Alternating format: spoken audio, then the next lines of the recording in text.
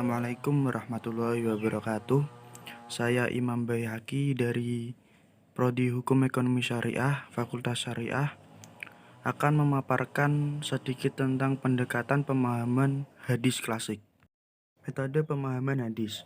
Metode pemahaman hadis adalah suatu kerangka atau langkah-langkah yang digunakan dalam mentafsirkan dan memahami hadis secara keseluruhan.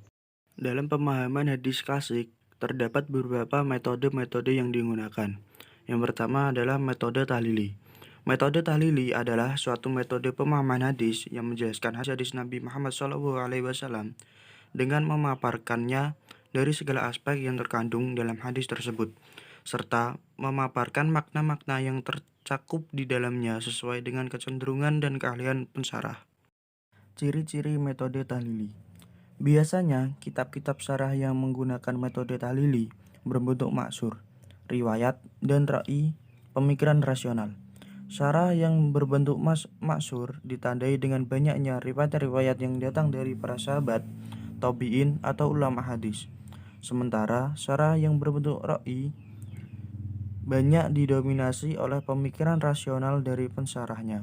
Ciri-ciri kitab syarah yang menggunakan metode tahlili adalah: 1.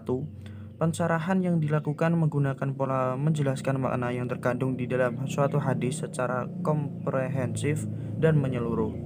2. Dalam pensyarahan hadis dijelaskan menggunakan kata demi kata, kalimat demi kalimat secara berurutan serta tidak terlewatkan juga menerangkan sabab al-wurud dari hadis-hadis yang dipahami jika hadis tersebut memiliki sabab al-wurud. 3.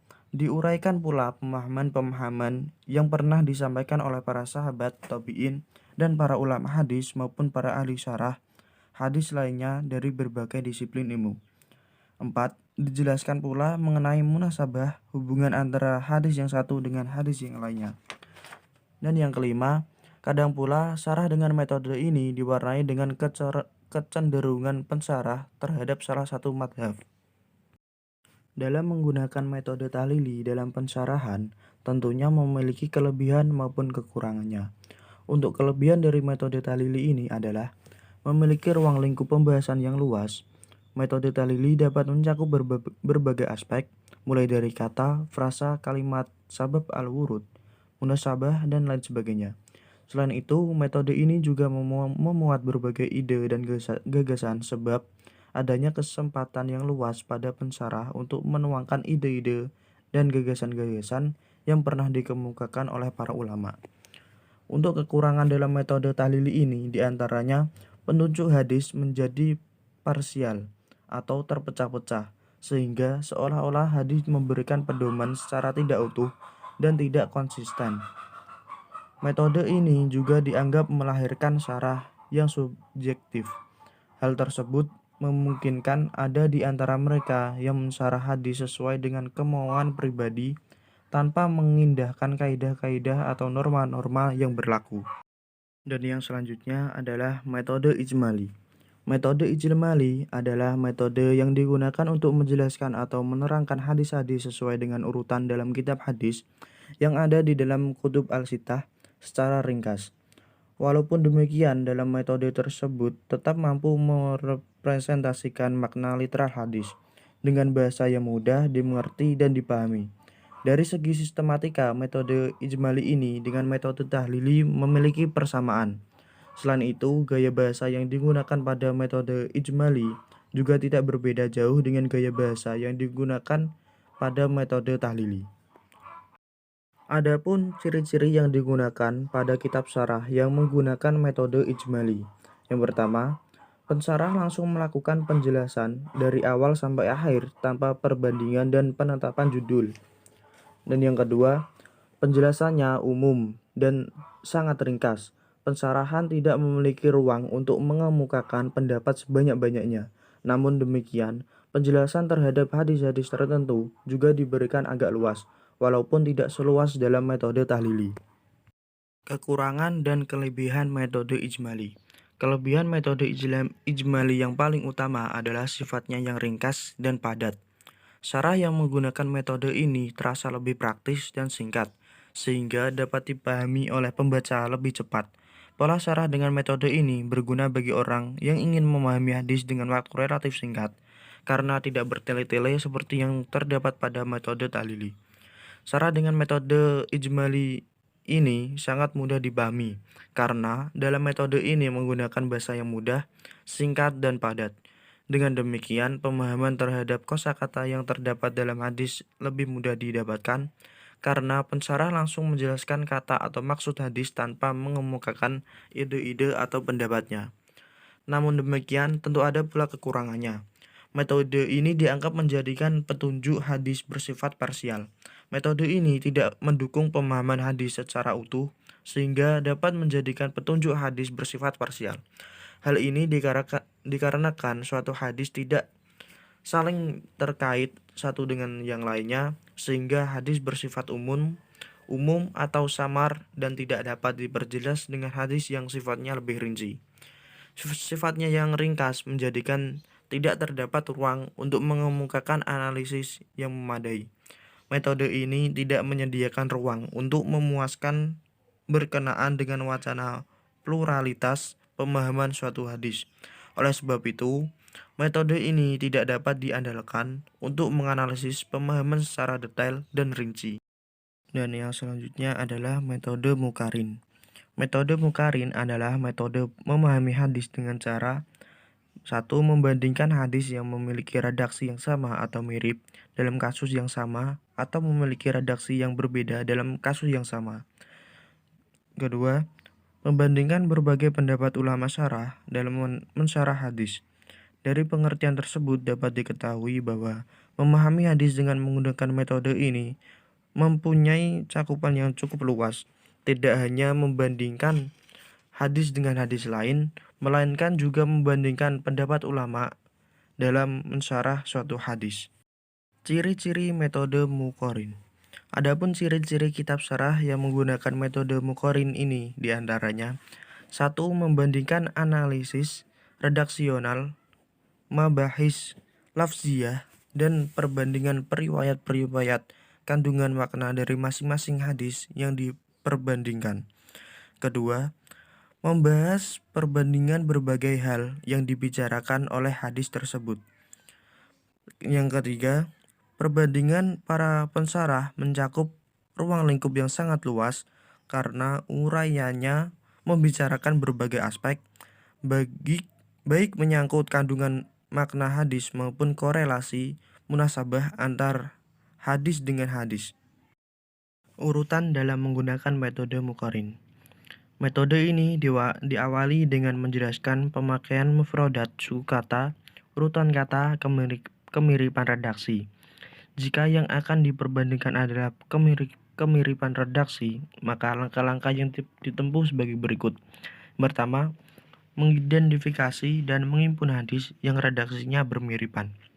Yang kedua, memperbandingkan antara hadis yang redaksinya mirip tersebut yang membicarakan satu kasus yang sama atau dua kasus yang berbeda dalam satu redaksi yang sama.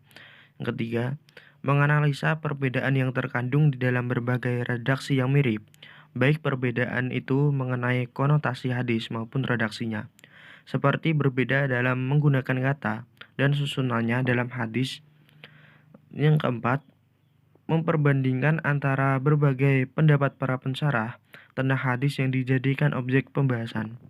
Sebagai metode perbandingan, kelebihan metode Muqarrin yang utama adalah memberikan wawasan pemahaman yang lebih luas jika dibandingkan dengan metode yang lain.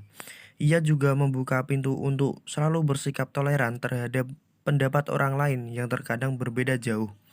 Pemahaman dengan metode ini sangat berguna untuk mereka yang ingin mengetahui berbagai pendapat tentang sebuah hadis. Tentu metode ini tidak luput dari kekurangan.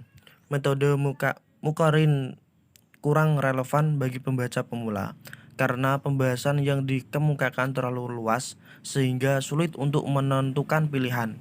Sifatnya yang fokus pada komparasi pemahaman membuat metode ini tidak dapat diandalkan untuk menjawab permasalahan sosial yang berkembang di tengah masyarakat karena pensyarah lebih mengedepankan perbandingan daripada pemecahan masalah.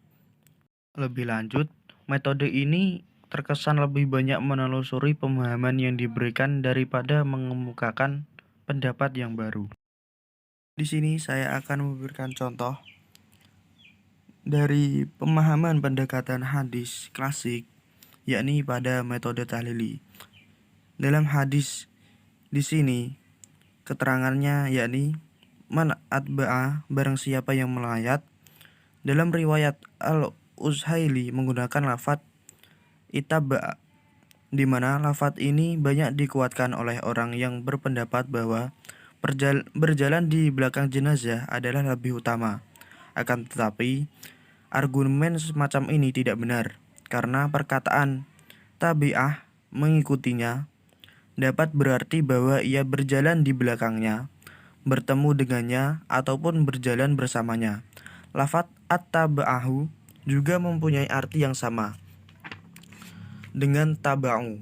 Hal ini dijelaskan oleh hadis lain yang diriwayatkan oleh Ibnu Hibban dan perawi-perawi lainnya dari Ibnu Umar tentang berjalan di depan mayat. Wa kana ma'ahu, bersamanya, maksudnya dengan orang muslim. Dalam riwayat Al-Kasmihani, lafadznya adalah ma'aha, maksudnya bersama jenazah. Wa yufra'un, hingga selesai. Ada yang meriwayatkan dengan lafadz wa yafra'un. Riwayatnya ini menunjukkan bahwa pahala sebesar 2 qirot itu diperoleh dengan ikut mensolatkan dan mengantarkan ke kuburannya. Sedangkan orang yang hanya melakukan sholat saja, maka ia hanya mendapatkan pahala 1 qirot. Pendapat ini adalah pendapat yang kuat, berbeda dengan pendapat yang berpegang pada shahih hadis. Mereka berpendapat bahwa orang yang tersebut memperoleh pahala sebesar 3 qirot setelah digabungkan. Dari contoh syarah yang dilakukan Ibnu Hajar ini, dapat disimpulkan bahwa dalam menerangkan hadis, beliau menggunakan riwayat dari para ulama. Penjelasan banyak didominasi oleh mereka, sehingga uraian yang panjang lebar tersebut hampir bahkan tidak ditemukan pendapat syarih.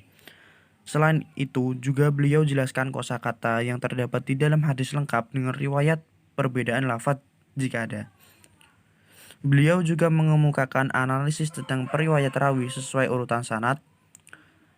Sababul wurud juga dikemukakan lafadz matan hadis lain dari mukharij lain, kemudian diterangkan maksud hadis tersebut secara keseluruhan. Dengan demikian dapat disimpulkan lagi bahwa meskipun syarah tahlili ini mengandung uraian yang lebih rinci, namun karena berbentuk matshur terdapat pensyarah sangat sulit ditemukan. Cukup sekian penjelasan dari saya mengenai pendekatan pemahaman hadis klasik. Kurang lebihnya saya mohon maaf. Wassalamualaikum warahmatullahi wabarakatuh.